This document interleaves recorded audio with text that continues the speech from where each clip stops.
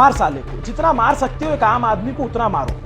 बदन पे खाकी वर्दी है, पैरों में बूट और कांधे पर सितारे हैं, और जब कोई इंसाफ के लिए आवाज उठाएगा तो उसको इस तरीके से मारो, धक्का दो, और जितनी अभद्र भाषा का इस्तेमाल कर सकते हो उतना कर लो, क्योंकि आप तो पुलिस वाले हो। प्रधान जी क्या कह रहे थे कि अरे यार अपने बेटी के आंख में आंख डाल के जाओ और वोट दो, कि तुम्हारी सुरक्षा की गारंटी के लिए हम वोट दे रहे हैं। लोगों ने नहीं दिया, अपनी बेटी का इज्जत नहीं किया, अपने बेटा का इज्जत नहीं किया।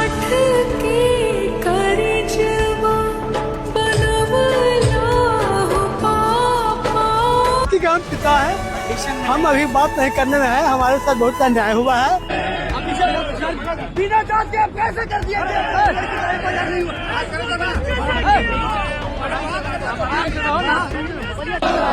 ना बिहार की राजधानी जहां कानून को सबसे मजबूत होना चाहिए था, वहां वर्दी खुद को कानून, जज और इंसाफ समझती है।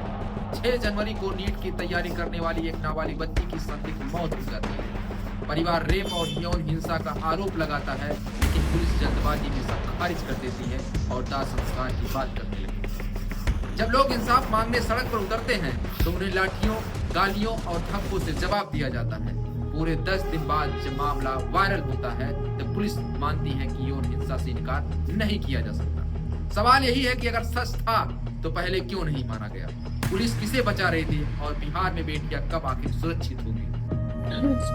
अनपढ़ है, हसगढ़वा धान रोपनी है, बाकी देह बेचनी नहीं है सर, ये आप मान लीजिएगा। आप जानते होंगे पढ़े लिखे हुए, बाकी आपसे ज्यादा दिमाग है। आज भुला गई, मेरी बेटी भुला गई तो हम भी भुलाएंगे। 6 जनवरी की यह घटना जहानाबाद जिले के एक साधारण परिवार की बेटी से जुड़ी हुई है। पटना में रहकर नीट की तैयारी कर रही थी। वह नाबालिग थी और पढ़ाई में तेज थी। पहले ही प्रयास में नीट क्वालिफाई कर चुकी थी। एक छोटे से जिले और गांव से निकलकर जब कोई लड़की बड़े शहर में पढ़ने आती है तो वह सिर्फ अपने सपने नहीं लाती, बल्कि अपने पूरे इलाके की बेटियों के लिए एक मिसाल बनने का हौसला लेकर आती है। यह वजह है कि इस एक घटने ने पूरे समाज को झकझोर कर रख दिया है। जो थानेदार हैं वो अभी भी परिवार के, पीड़िता परिवार के लोगों को धमका रहे हैं कि केस को वापस लिया जाए या केस को ये लोग फॉलो न करें। तो अब हम लोग वहाँ जाएंगे, एसपी, एसएसपी, डीजीपी जिससे भी मिलने की ज़रूरत होगी उनसे मिलकर उनको अवगत कराएंगे और सारी घटना पे बच्ची को इंसाफ मिले उसके लिए जो कुछ भी बन पड़ेगा वो करेंगे। जिनों का आरोप है कि 5 जनवरी को जब बच्ची हॉस्टल लॉज लौटी उस समय वहाँ 2-3 लोग मौजूद थे। बाद में उसके साथ जबरदस्ती की गई, यौन उत्पीड़न हुआ और फिर उसकी हत्या कर दी। 6 जनवरी को उसकी मौत की सूचना मिलती है। परिवार तुरंत पुलिस को बताता है कि सामान्य मौत नहीं है बल्कि रेप और हत्या का मामला है। या वो मोड़ था जब पुलिस को बेहद संवेदनशील और सतर्क होना चाहिए। प्रधान जी क्या कह रहे थे कि अरे यार अपने बेटी के आंख में आंख डाल के जाओ और वोट दो, कि तुम्हारी सुरक्षा की गारंटी के लिए हम वोट दे रहे हैं। लोगों ने नहीं दिया, अपनी बेटी का इज्जत नहीं किया, अपने बेटा का इज्जत नहीं किया, तो अब भुगते। इन लोगों को तो बोला ही गया था कि 10,000 के चक्कर में मत पड़िएगा, अपनी बेटी के आंखों में आंखें डाल के जाके वोट दीजिएगा। इन आरोप है कि पुलिस ने बिना पूरी जांच किए बिना, पोस्टमार्टम रिपोर्ट का इंतजार किए बिना कहना शुरू कर दिया कि ऐसा कुछ नहीं हुआ है। परिवार को यहाँ तक कहा गया कि आप दाह संस्कार कर दीजिए, जांच चल रही है। सवाल यह उठता है कि पुलिस को इतनी जल्दबाजी क्यों थी? क्या किसी सबूत को मिट जाने का डर था या किसी प्रभावशाली व्यक्ति को बचाने की कोशिश थी? आपने जब अपनी बेटी को देखा तो किस हालत में देखा? बेटी तो एकदम अचेता अवस्था में थी, बेहोश थी और मम्मी चली गई थी।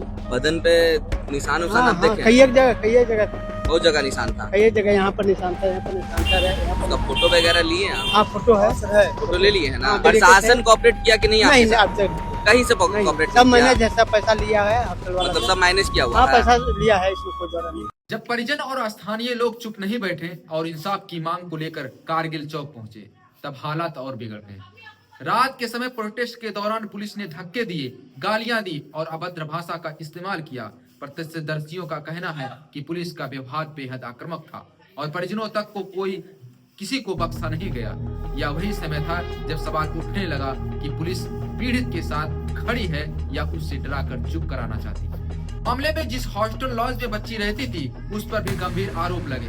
परिजनों का कहना है कि वहां सिर्फ पढ़ाई का माहौल नहीं था बल्कि रात में संदिग्ध गतिविधियों भी होती थी। लॉज के संचालक मनोज रंजन को गिरफ्तार किया गया, जबकि शरण अग्रवाल और उनकी पत्नी नीलम अग्रवाल पर भी आरोप लगाए गए। परिवार का दावा है कि सिर्फ ये हॉस्टल नहीं था, बल्कि किसी बड़े नेटवर्क से जुड़ा हुआ मामला हो सकता है, जिसकी गहराई से जांच जरूरी है। आज बच्ची का मेडिकल बोर्ड के गठन हुआ था और वीडियोग्राफी पे बच्ची का पोस्टमार्टम कराया गया है।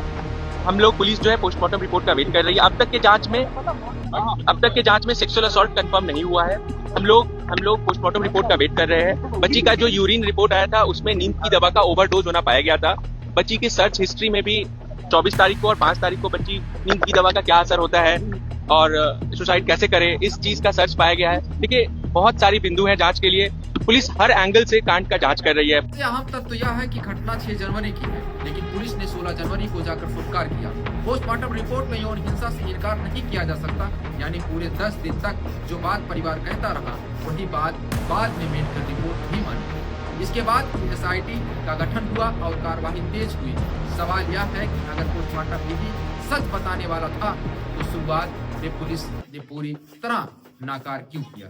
जो थानेदार हैं वो अभी भी परिवार के पीड़िता परिवार के लोगों को धमका रहे हैं कि केस को वापस लिया जाए या केस को ये लोग फॉलो न करें। तो अब हम लोग वहाँ जाएंगे, SP, SSP, DGP जिससे भी मिलने की जरूरत होगी उनसे मिलकर उनको अवगत कराएंगे। परिवार से मिलने प्रशांत किशोर, पप्पू यादव भी पहुंचे।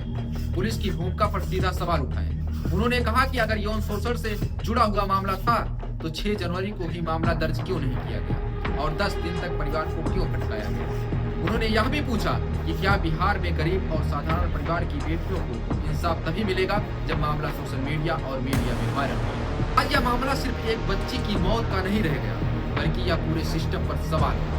क्या पुलिस खुद को कानून से ऊपर समझने लगी है? क्या प्रभावशाली लोगों के आगे सच को दबा दिया जाता है? और सबसे बड़ा सवाल, जब एक मेधावी नाबालिग लड़की पटना जैसे शहर में सुरक्षित नहीं है तो बिहार की आम बेटियां खुद को कितना सुरक्षित महसूस करेंगी? यही सवाल सरकार और सिस्टम के सामने आज खड़ा है।